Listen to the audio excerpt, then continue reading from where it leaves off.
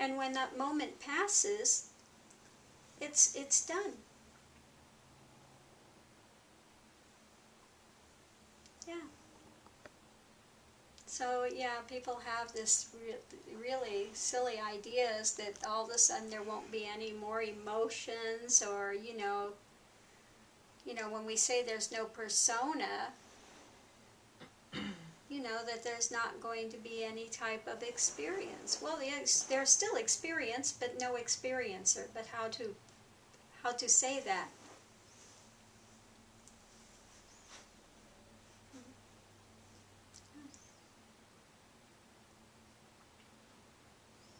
Comes in and out, and it's fine. Yeah.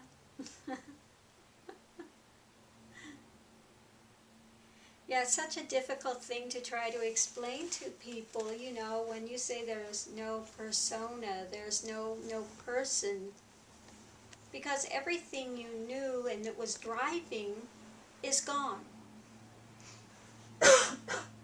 And then looking within, you cannot say that there's anything, a solid, anything that's a person there. But there's still all of the rest of emotion and this and that, but there's no longer any driving mind. It's still quiet. Talking now, there is no chatter, nothing. There's no back and forward dialogue going on. But talking's happening. How's it happening? I don't know. It just happens. Because there's no thought doesn't mean there's not speech that can come forward. Yes, it comes forward.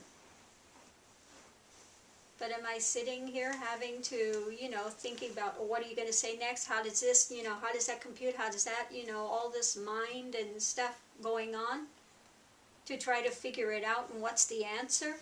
No, it just comes in flow. There's still action, but it's harmonious. It's not like something in harmony with something else. It's not two.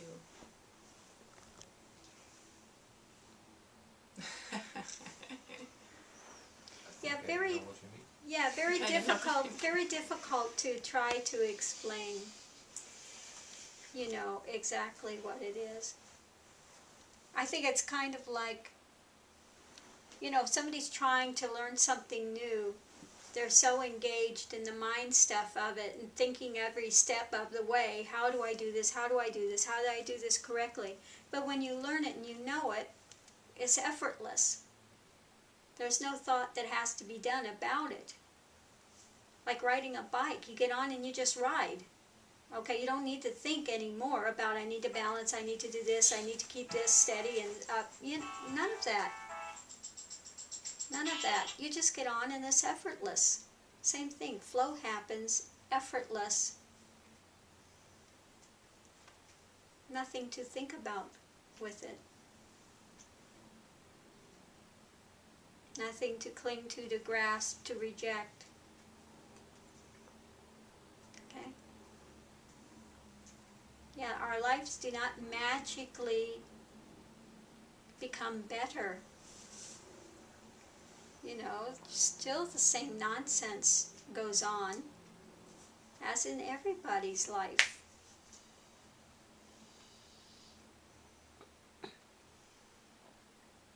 But you just don't get so caught up in all of that drama concerning it. Yeah.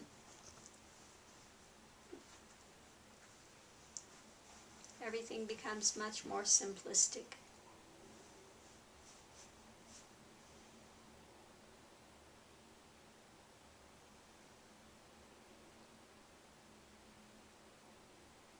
So I hope that answered it a little bit.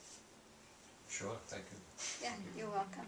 Did you have any other questions or topics? That may arise later on. Okay, if it arises, let us know. Sure, thanks.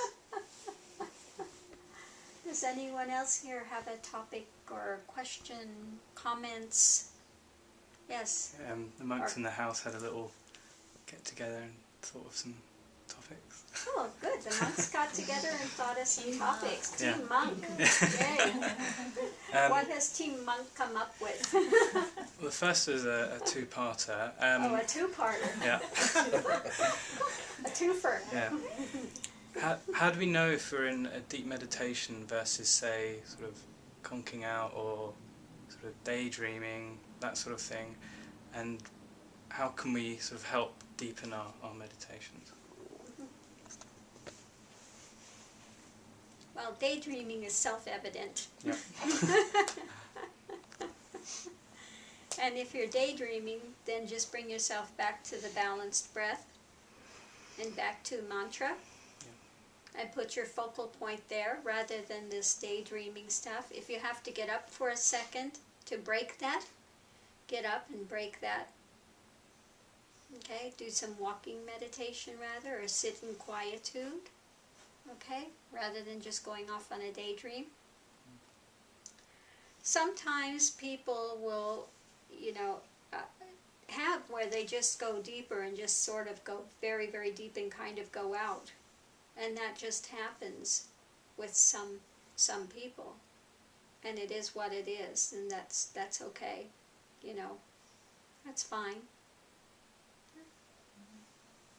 Yeah, I know on the journey here there's a lot of that conking out that took place prior to enlightenment. And just conked out, and once it came back, just flowed along with it.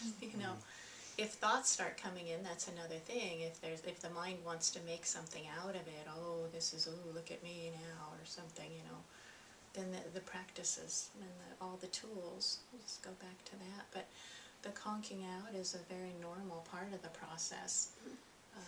That happened a lot, actually, for quite a long time here. And every now and again it still does, to be honest. Every now and again there's still that, back, and just flow along with it. No worries. Yeah, very normal. So don't stress about it. Don't try to get too much anal retentive about it. I've got to watch, monitor every second of what's happening with it. Okay? So yeah, just go with the natural flow of it. Do what's given. When the sounds come up, Om that I am, allow yourself to go deeper. But if you see there's a lot of mental and daydreaming especially, then get up and do walking meditation or sit in quietude, something to break that daydreaming pattern. Okay? So we don't want to be daydreaming all day and getting lost in a bunch of other escapism. Yeah, it's kind of a soap opera of the spiritual world. Yeah. So we're wondering what are the signs that the meditation's getting deeper? And not that you want to be sitting there going, is it deep yet? No mind. Yeah, no mind. Yeah. That's it. Right. Yeah. Because otherwise the mind wants to say, I'm making progress, or it wants to put a box around it, and the mind doesn't know. That's mind. The mind is backwards. So we just notice that and come back to the practices. Yeah. So yeah, no mind. No mind. No mind. Stillness will come up, but then even more than that, there will be after, because you can get to some stilling of the mind way before realization and stuff. But yeah, stilling of the mind is a big hallmark.